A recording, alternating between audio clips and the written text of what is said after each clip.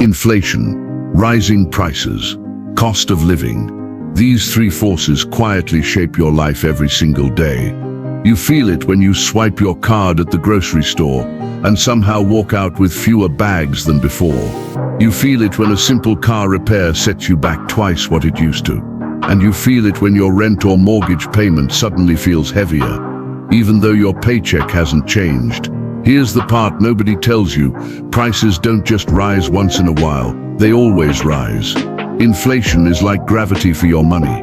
It's invisible, but it's constantly pulling on your wallet, shrinking what each dollar can do. So the question isn't, how do we stop inflation? The real question is, how do you get ahead of it? Because the people who win aren't the ones who complain about rising prices. They're the ones who position themselves to rise faster than inflation itself. Before we dive in, I want you to drop a comment below. What's the one expense that's been hitting you the hardest lately? Groceries, rent, insurance, or something else? Let's see how many of us are fighting the same battles. So let's talk about what inflation really looks like in everyday life. Because you don't need a government report to tell you prices are climbing. You can see it with your own eyes. Walk into the grocery store with $100 bill. Years ago, that might have meant a cart filled with enough food to last the week. Today, that same 100 barely fills a couple of bags with the basics. Milk, bread, some produce, maybe a pack of chicken if you're lucky. Or think about eating out. A casual dinner with the family used to feel like a small treat that cost under $50. Now that same meal, no appetizers, no dessert, pushes closer to $90 or even $100. And it doesn't stop there. Everyday services have crept up too.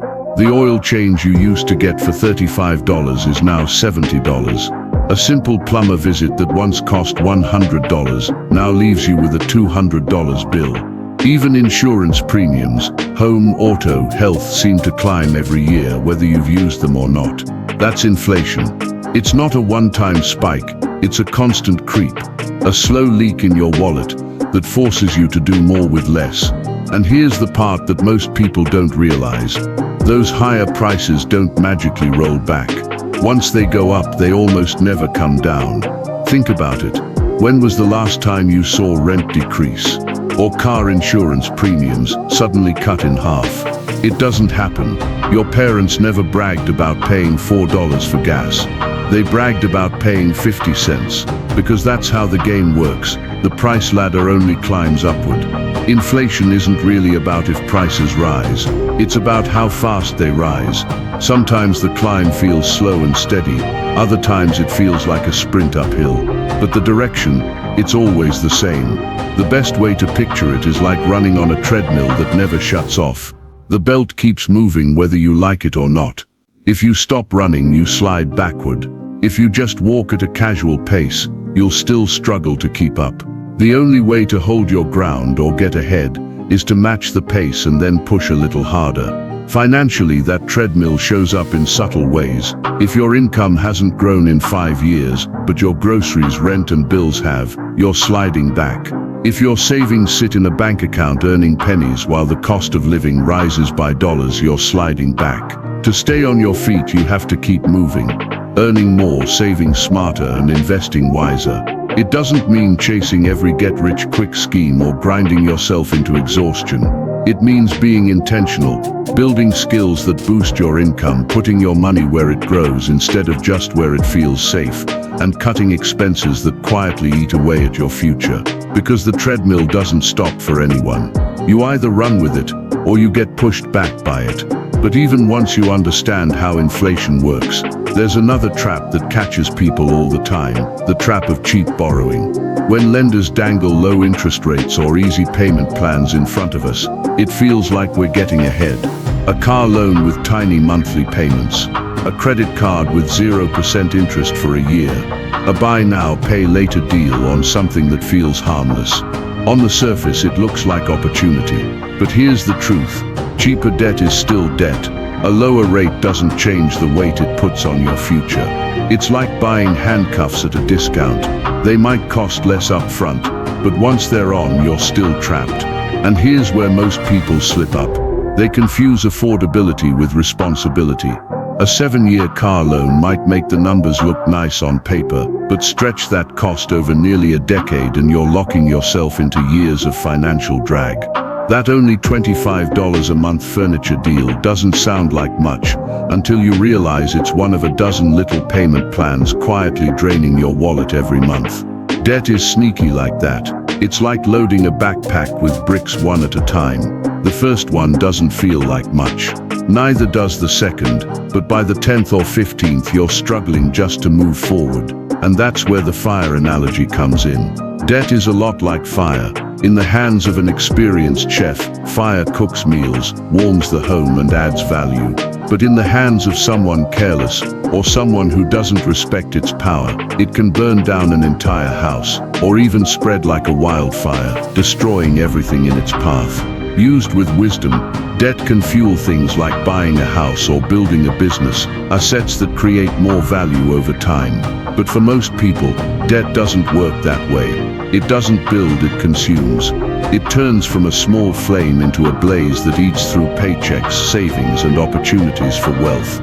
The real danger isn't just the interest you pay, it's the future you sacrifice. Every dollar you send to creditors is a dollar you can't use to invest, to save, or to buy back your freedom. Debt doesn't just lock up money, it locks up choices. And when your choices are limited, your growth is limited too. So the big question is this: if inflation keeps climbing and debt can trap us, what do we actually do to stay ahead? The first move is simple, but powerful: attack your debt. Don't wait for interest rates to dip and tell yourself, well, now my 20% credit card is a little cheaper, maybe I can live with it. No, a 20% card that drops to 19% is still financial quicksand. Every month you carry that balance, it's like throwing buckets of water into a hole you'll never fill. High-interest debt doesn't just nibble at your paycheck, it devours it. So instead of feeding that fire, start starving it. Every extra dollar you put toward it is a dollar that stops working against you and starts working for you. The second move is to review your savings. Most people park their emergency fund in a bank account and think they're safe, and for emergencies that's fine. But here's the mistake: they assume that savings will also build wealth. It won't. Banks can drop interest rates anytime, and when inflation is moving faster than your savings account, your money is actually losing value while it sits there. That's why you treat savings like a fire extinguisher. It's there for safety, not growth. You hope you don't have to use it often, but you keep it nearby just in case. The third move, and this is where real wealth starts, is to keep investing. Not when the market feels perfect, not when the headlines look good, but consistently, no matter what. Because investing is like planting trees. The best time to plant one was yesterday. The next best time is today. And when you plant consistently, over years those trees turn into a forest, one that shades you, feeds you, and protects you long after you've stopped planting. Think about it this way: every dollar you invest in a long-term index fund or ETF is a seed. One seed doesn't look like much, but give it time, 10 years, 20 years, and suddenly you're sitting under an orchard that produces fruit season after season. Meanwhile, the people who never planted are standing in the sun, still trying to buy apples at whatever price the market sets. And here's the beauty of it: you don't need to guess the perfect time to plant. Timing the market is like trying to predict the exact day the rain will fall. You don't need to. If you plant often enough, nature takes care of the rest. The steady growth over decades beats the short-term noise every single time. So the formula is clear: crush the debt that drags you down, protect yourself with savings for safety, and build wealth through investments that grow while you sleep. That's how you stop running in place and start moving ahead on the treadmill of inflation. At the end of the day, the most important economy isn't Wall Street's or Washington's, it's the one inside your own four walls. Your family's economy matters more than the stock market ticker scrolling across the screen, or the headlines about interest rates. Because if your personal economy is strong, you can weather almost any storm. That starts with building an emergency fund. Think of it like the foundation of a house. Without it, every storm shakes you to the core. With it, you can handle the unexpected, a car repair, a medical bill, or even a job setback without your whole financial structure collapsing. It doesn't have to be built overnight. Even setting aside a few $100s at a time builds into a cushion that can save you from turning small problems into big crises. The next layer is keeping your expenses lean. Too many people think wealth comes from how much you earn, when in reality, it often comes from how much you keep. Every unnecessary subscription, every impulse buy, every lifestyle upgrade that doesn't add true value is like leaving a window open during a storm. Your money just blows right out. Cutting expenses isn't about living miserably. It's about trimming the fat so you can strengthen the muscle. And then there's growth. This is where you start to go from surviving to thriving, adding new skills, picking up side hustles, or finding extra streams of income.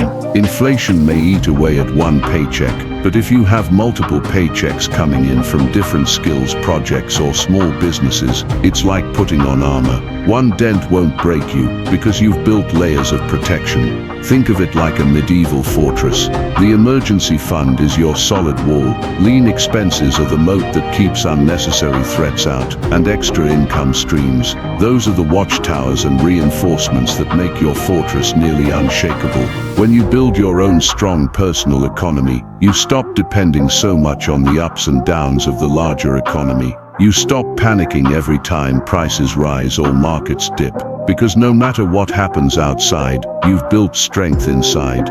Here's the bottom line: inflation isn't the enemy, it's just the rules of the game. Prices rise, they always will. But here's the key: you get to decide if you rise faster. If your income, skills, and assets grow faster than inflation, you're not just keeping up, you're getting ahead. That's how wealth is built, even in a world where money loses value every year. If this video gave you even one insight, drop a quick comment below that says, "I'm building wealth." It's a small action that tells the world and yourself that you're serious about taking control of your financial future. Plus, it helps the channel continue to bring you content that actually changes the way you think about money. And here's something to really think about: the best person to take care of the future you is the current you. Every decision you make today, what you learn, how you invest, the habits you form, directly impacts your financial freedom tomorrow. Don't just survive inflation. Don't just hope prices won't outpace your income. Take control, stay sharp, make your money work harder than inflation, and start building the life you actually want.